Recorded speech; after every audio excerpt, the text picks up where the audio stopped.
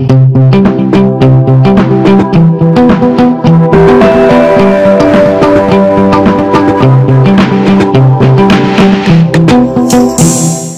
en tout cas, merci Lissous Nanet, Lelo, c'est toujours un grand plaisir. Il y a qu'au partager nos astuces, hein, et ça m'a biso vraiment essengo.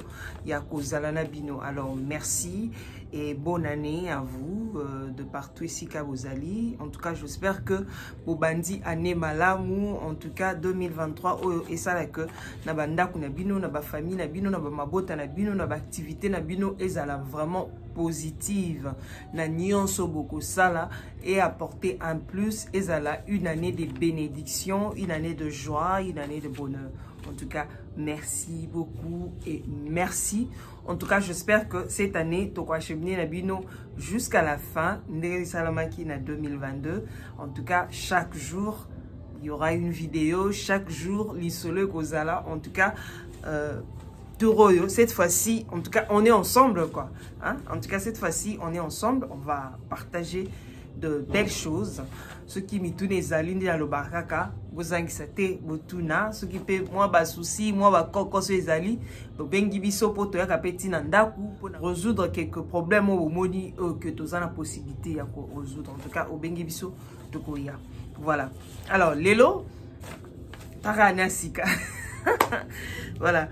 Comme les années sika, tu bito bandela makambu petit à petit, molo molo, pour que chacun ou chacune de nous a maîtrisé déjà l'essentiel, parce que netoloba toujours pour nabiso et zande porte ouverte nabiso, bonheur nabiso surtout visage pour yailungi, c'est très important pour nabiso, très importante pour na muntu nyonso. OK, voilà, pour les porte d'entrée. Il y a Montagnos. Taka ceux qui ont eu problème dans les longues, ils auront toujours et l'au moins mabé.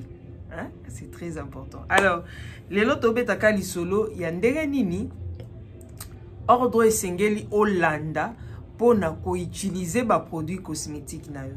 Mais to c'est la mingi routine soir. Hein? Ndeni okoki ko salela na routine soir. Alors, nega na lobaka, ce qu'on a besoin pour ezala bien. On a besoin teinture na vanda, on a besoin elonginengenga, en tout cas ils ont ka chaîne moulaï ya ba produit au kozanango besoin produit moko ekoki au salate, c'est toute une chaîne. Alors ce qu'on a ba élément na nyonso nde permettre yo que au moins que non teinture na yo eza bien, peau na yo eza lisse, en tout cas faut en ba élément na nyos, et ça exige les moyens. Bon, bah moyen on peut yo ba te ke ba milliards, non. Quand on veut vraiment entretenir sa peau, bah tchaka vraiment paquet pour entretenir peau non. Et ça te que non faut bilo kongo za ya luxe, bilo kongo za non. Et ça que faut za na bilo ko na nyonso ba élément na nyonso, c'est très important parce que on n'achète pas ça chaque mois, non. Pour ça bilo muso ko utiliser pendant 2, 3, 4, 5 mois. Donc c'est très important aux ba élément nyonso. Alors voilà, na vive à sujet routine soir. Routine soir non ndenge nini okoki ko say la ba produit na so de choses en ba produit na nyos. OK?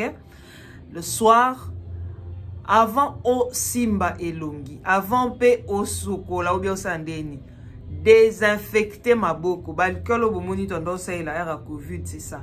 Aujourd'hui au désinfecter ma boko non. So quitter au nettoyer ma boko no bien à savon. C'est très important.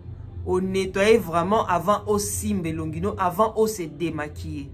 Au nettoyer ma boucle. Alors, deuxième étape, avant si les aka démaquillage. Pourquoi il faut se démaquiller? C'est très important. Démaquillage, c'est très important. Pourquoi? Parce que chaque maquillage, les apportants gengi c'est longi.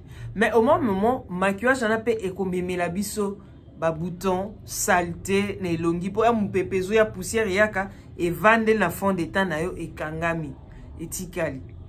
Alors, okokozo maboko no o bando longola te pour atos longolo na maboko.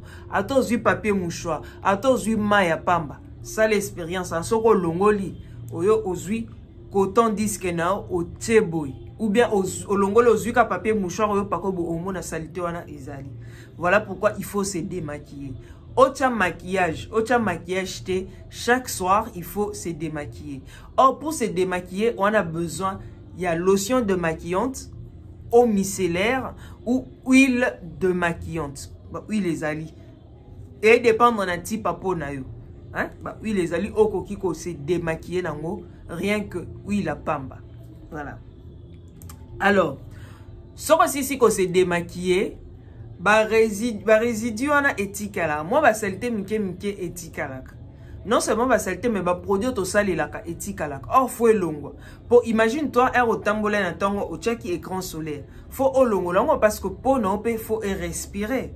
Alors, yangana siko okozwa mousse nettoyante na yo ou bien gel moussant. Aux huiles au nettoyer et longi. Et ça camidel et belé selon type à peau ya mutu nyonso. En tout cas, yosko aux huiles au salé, c'est très important. Aux huiles, en tout cas, mousse nettoyante, on a éco nettoyer pour démaquiller, bah saleté tika. Mousse nettoyante, c'est quoi qu'on la saleté nyonso et puis elongidon et tika li propre. Donc, et fongo limba mo ba por na yo pour écoute mon pépé et puis au salé la sco routine et sengeli pour na peau. Alors, la deuxième partie, au sokoli, makambuto sokoli non vraiment comme il faut. Nous autres mobimba et ça a été que l'on y a pas au sokoli parce que nous autres et sengaka et respirer. Alors faut sokola peine pourquoi au sokoli. Au sokoli non normal oye au bimi na douche na yo, aux yeux serviette na yo. Serviette est longide dans le bas et zande monter na serviette en zoto. Aux yeux au bandi ko tapoter pour na ko pangusa na elongi.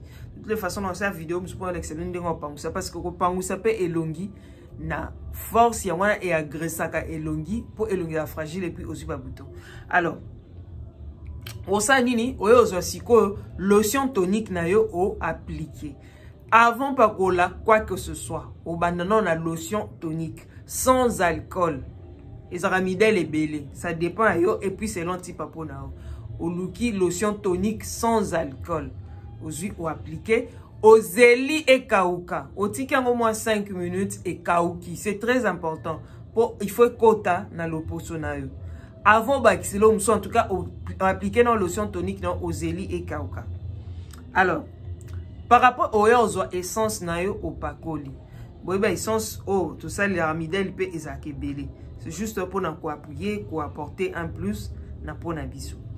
Après essence non, au quoi qu'on a sérum na yo ou appliquer n'importe quel sérum au yebike au salilaka na pourquoi ne aux huiles sérum wana ou appliquer pour exemple sérum monsieur zaka il y a chaque soir il y a chaque jour au pour salila peut-être après 2 jours ça dépend il y a sérum wana au salila n'importe quel sérum aux ana so pesa C20 so pesa sérum à collagène so pesa sérum à vitamine E so pesa donc sérum enzyme so pénine et dépendre na yo. Après oyo kozwa correcteur des taches na yo olandi si boyi ba crème correcteur na oezaka pona corriger biso na elongi. Oui bien très bien.